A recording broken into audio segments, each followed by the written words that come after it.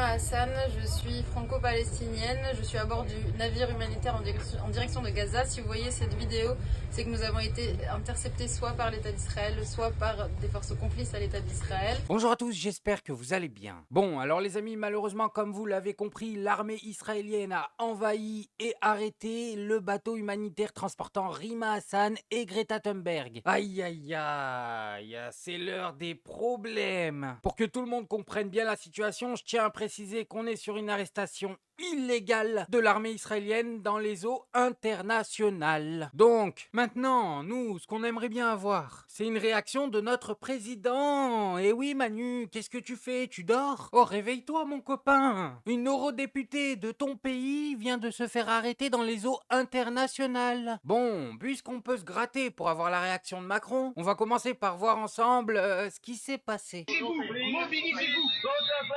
Ces images de vidéosurveillance datent d'il y a quelques heures seulement. Sur celle-ci, les 12 membres de l'équipage du bateau humanitaire, bras levés, gilets de sauvetage autour du cou. Dehors, la marine israélienne leur ordonne de faire demi-tour. Dans une vidéo publiée par Tsahal où l'on aperçoit Rima Hassan au premier plan, le bateau et ses occupants sont contrôlés par l'armée israélienne. Quelques minutes auparavant, des messages de chaque militant à bord du voilier avaient été partagés sur les réseaux sociaux. Si vous voyez cette vidéo, c'est que nous avons été interceptés soit par l'État d'Israël, soit par des forces complices à l'État d'Israël. On compte sur votre mobilisation pour faire pression sur le gouvernement français pour notre libération. Hier soir, le gouvernement israélien avait ordonné à Tsahal d'arrêter le navire pour l'empêcher d'atteindre Gaza. Parti le 1er juin de Sicile, le voilier de la coalition de la Flottille pour la liberté s'était fixé comme objectif d'apporter de l'aide humanitaire et briser le blocus israélien dans l'enclave palestinienne menacée de famine selon l'ONU. Dans un communiqué, Jean-Luc Mélenchon dénonce une arrestation illégale et lance des appels à des mobilisations partout en France. Selon le ministère des Affaires étrangères israélien, le voilier est actuellement en route vers Israël. Il indique également que les passagers retournent dans leur pays.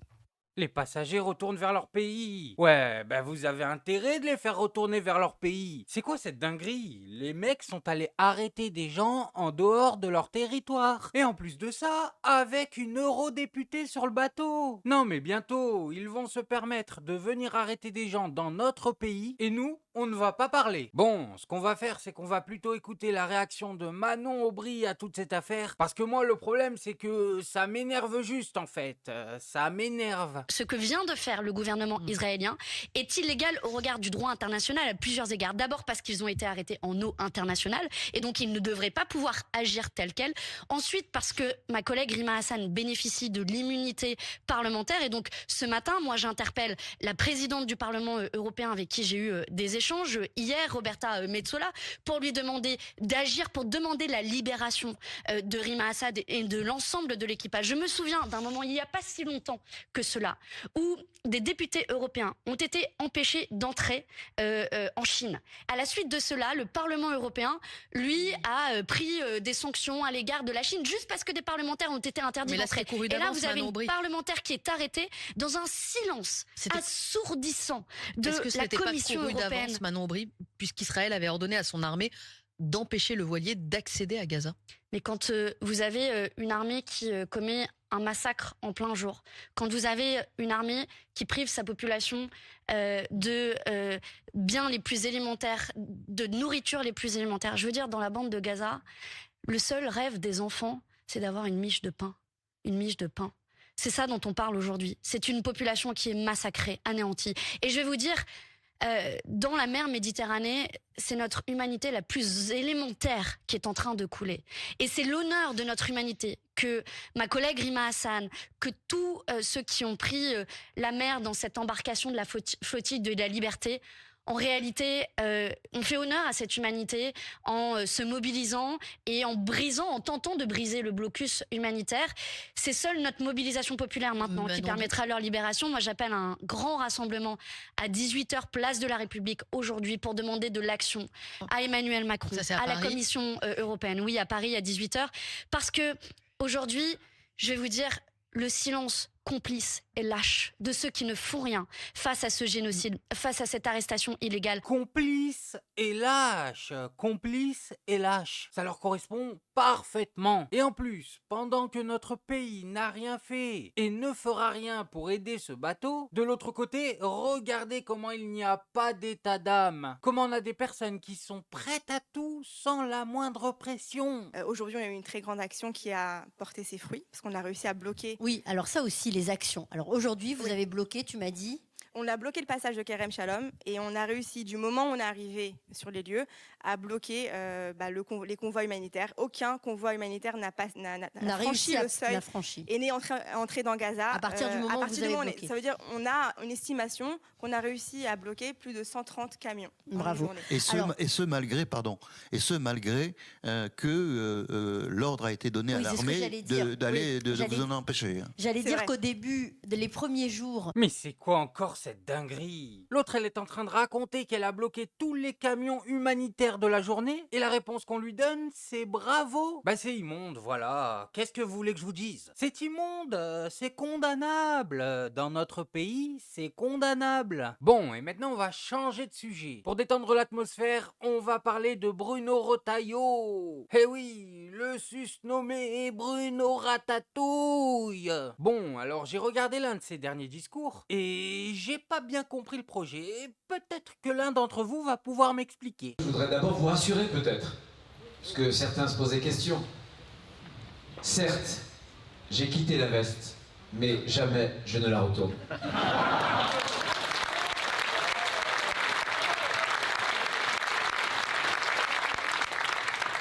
Mais qu'est-ce qu'on vient de regarder? Pour commencer, je vais poser la question qui brûle les lèvres de tout le monde. Est-ce que Bruno Retailleau vient vraiment de se gratter ce que je pense alors qu'il est sur une estrade devant des dizaines de personnes en pleine conférence de presse? Parce que certains se posaient question. Certes. Ouah, c'est chaud Bruno. Tu veux un conseil? Arrête le papier toilette tout de suite. Passe à l'eau frérot, ça a l'air de te démanger. Et qu'est-ce qu'il est en train de faire le mec derrière toi? Qu'est-ce qu'il filme là? Après on va peut-être me dire que j'abuse. Mais messieurs dames, il est en train de nous parler, il met sa main dans son calbar. La dernière fois que j'ai vu un mec faire un truc aussi dégueu, c'était Ted Bundy dans Marier 2 enfants. C'est pour vous dire. Et non merci Peggy, j'ai encore mal au ventre à cause du festin qu'on a fait hier avec ton poulet à 3 pattes. Marier 2 enfants. Je viens de débloquer un souvenir à certains d'entre vous, je les ai ramenés 30 ans en arrière. Bon, et pour revenir sur Bruno Ratatouille, le pire, c'est que même le fond de son histoire, il l'a plagié à Jordan Bardella. Voilà, donc la forme est à chier, le fond est à chier, il n'y a rien à rattraper. Regardez-moi ça, c'est l'une des disciplines favorites de l'extrême droite, le fameux plagiat. Attendez, parce qu'il fait très chaud.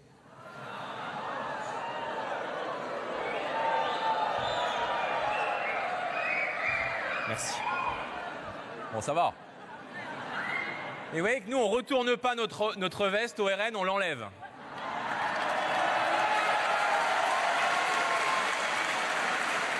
Bon, l'effet est un peu meilleur parce que lui, il ne se gratte pas les fesses pendant qu'il le dit. Mais au final, je suis sûr que si on creuse un peu, même Jordan Bardella, il a dû la plagier, cette histoire de veste là. Mais non, mais il n'a pas le niveau intellectuel pour jouer avec les mots. Ce jour-là, ce qu'il a fait, c'était scripté, écrit par quelqu'un d'autre. Arrête, Jojo. On t'a vu sur tes PMP face à Polska, tu sais. Ça y est, on te connaît. Pas besoin de nous en dire plus. Bon, et maintenant pour terminer, on va passer à Antoine Léaumont qui va nous parler d'une pratique bien farfelue. Ah, on peut le dire, on est carrément sur une pratique de farfadet, messieurs dames. Alors quand je vous disais que les élections de notre pays ne sont pas truquées, qu'en fait ce sont les règles qui sont biaisées, et ben justement on est en plein dans le sujet. Écoutez donc ce qu'il dénonce. C'est l'un des angles morts du financement de la vie politique.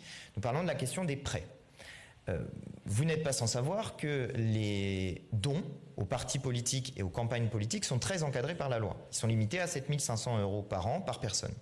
Ce n'est pas le cas des prêts. On peut prêter des sommes considérables sans qu'il n'y ait de limite qui soit fixée sur les prêts, ce qui potentiellement pourrait conduire, là encore, à des ingérences financières, pour une raison très simple. Je te prête beaucoup d'argent, mais en échange, j'aimerais bien que tu mettes ça dans ton programme. Là, il peut y avoir un sujet qui est posé et je préconise donc qu'on limite à 50 000 € les prêts des individus et qu'on interdise les prêts d'individus étrangers, là encore pour éviter cette fois-ci les ingérences étrangères. Je signale qu'il y a un cas qui a été rendu public par vos collègues de l'Obs, qui est le cas de Marion Maréchal Le Pen dans la campagne européenne précédente, puisqu'elle a reçu via un micro-parti un prêt de 800 000 € d'un individu, personne ne sait qui c'est, elle ne répond pas à mes questions quand je l'interroge sur le sujet sur les réseaux sociaux, mais je trouve qu'il y a là quelque chose qui pourrait être intéressant. Combien 800 000 € d'un anonyme? Ah d'accord. Donc les mecs atteignent des postes à haute fonction en ayant emprunté des millions d'euros à des anonymes. Et y a aucun souci là, ça ne vous choque pas. La corruption, ça ne vous dit rien? Non, bien sûr que non, la corruption, pourquoi s'inquiéter? Pour ma part, je ne souhaite pas que ce soit quelque chose de public,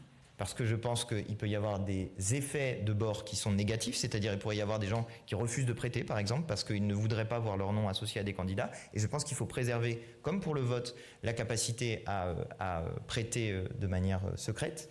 Néanmoins, quand ça atteint des sommes aussi considérables, je trouve qu'il y a un intérêt à savoir qui pourrait être derrière ces prêts.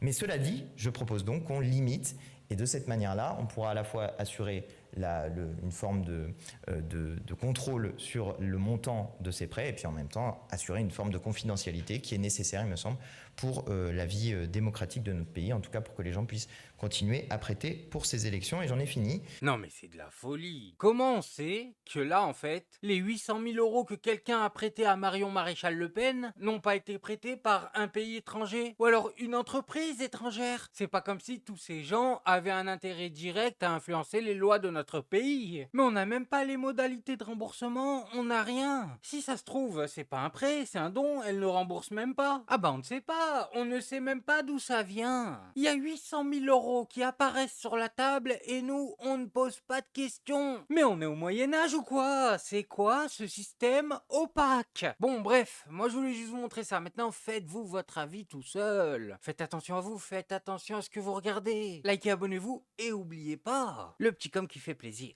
Et on n'oublie pas le petit com qui fait plaisir.